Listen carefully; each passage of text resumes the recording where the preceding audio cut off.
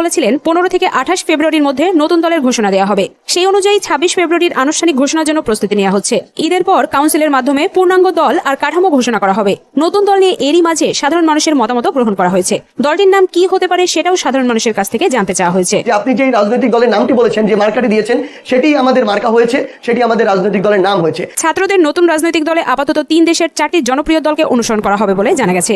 দলগুলো হলো তুরস্কের একে পার্টি এবং জাস্টিস পার্টি, পাকিস্তানের দল ইমরান খানের তেহরিক ই ইনসাফ এবং ভারতের অরবিন্দ কেজরিওয়ালের আম আদমি পার্টি। দলগুলোর গঠন ইতিহাস, আদর্শ, ভবিষ্যৎ পরিকল্পনা, লক্ষ্য, উদ্দেশ্য, মোটো বা স্লোগান সহ বিভিন্ন বিষয় খুঁটিয়ে খুঁটিয়ে দেখা হচ্ছে। জনগণ কিভাবে চায় এই বাংলাদেশ আমরা কিভাবে গড়তে পারি, কোন কোন কাজগুলো করতে পারি, সেই কথাগুলোর সমন্বয়ে নতুন বাংলাদেশ করা। প্রতিটি মানুষের নানা মত ও পথ রয়েছে উল্লেখ করে হাসনাত আব্দুল্লাহ আগেই বলেছেন, আমরা বাংলাদেশের মানুষের নানান পথ এবং মতকে ধারণ করতে চাই। আমাদের নতুন রাজনৈতিক দলটি যেন এলিট না হয়ে যায়, কোনো নির্দিষ্ট এলাকার না হয়ে যায়, নির্দিষ্ট বংশের না হয়ে যায় বা নির্দিষ্ট আদর্শের না হয়ে যায়। এটি যেন সব মানুষের কণ্ঠস্বর হয়, তার জন্য আমরা চেষ্টা করে যাচ্ছি।